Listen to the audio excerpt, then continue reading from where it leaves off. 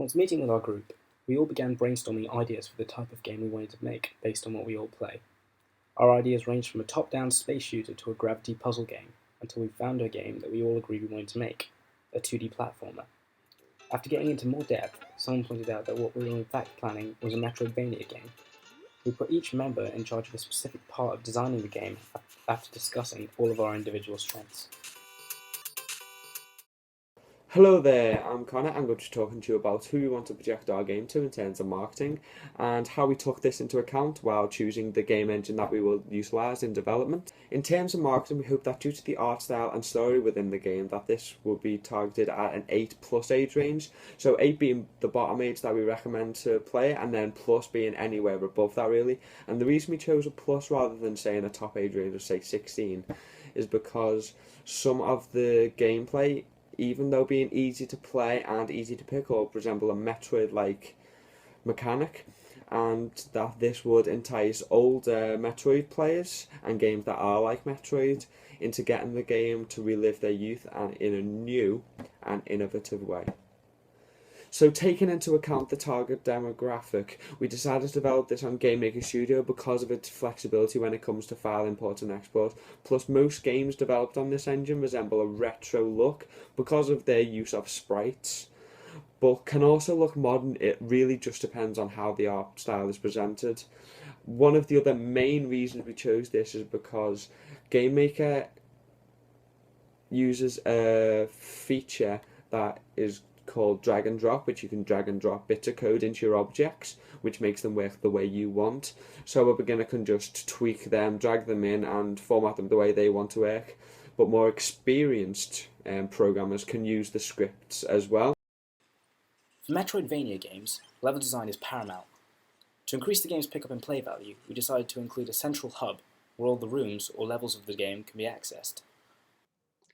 By having a progressive get item to advance system, the player must first get Object A to get to Room C, undergoing challenges along the way. For example, the player must complete Room A's challenge to obtain Item A, which allows the player to continue to advance to Room B. Room B will contain a challenge that requires Item A to advance. This could be, in example, a cliff that the player cannot jump up unless they have jump boots, which were obtained in the previous room. To make things easier to program build, each time a player collects an item, the player object will change to match having that item and be a new player object and sprite. This will make it easier to change the mechanics and apply them to the character. Once the player has collected an object he needs from a level, the level will be designed so that the player must use that object to return back to the central hub. Our game will take place in a mystical medieval setting with knights, kings, castles and wizards. It takes inspiration from numerous different sources including the Elder Scrolls series, Beowulf, Metroid, The Legend of Zelda and real-world mythology. The backstory to the game is that in the past existed a beautiful city that had been plagued by monster attacks for many years until the brave hero defeated the evil wizard responsible and found a crystal containing magical power. The crystal's magic was used to make a barrier to protect the city, but the wizard swore his revenge. A few hundred years later, the wizard found a way through the magic barrier and has stolen the crystal, leaving the city vulnerable. The main character is a descendant of the legendary hero and is sent by the king to stop the wizard and save the city. Hi, I'm Elliot and I'm going to be doing the concept art and assets for our game. Here are some of the doodles and sketches that I've done, just to give you a feel of what the character's going to look like. I think we're going to go for 32 pixel sprites, but maybe 64 depending on how detailed we want them to look.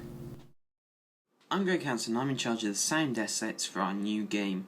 Players are always exposed to sounds during a game, whether that be background music or simple sounds that they don't always realise are there. Players will always hear sounds for when a player is jumping, landing his jump, walking because his feet are interacting with the environment. They will also hear music throughout the levels. These are there to set the mood of the level and also the pace of it. If you have a chase level in your game, there's likely to be a high tempo music playing in the background. Other assets you'll need in your game would also be sounds for a weapon shooting, perhaps. Our game will involve a blaster which will require a sort of space-age noise. Also, within a game you need recognition of assets acquired, such as picking up a weapon or picking up pieces of armour.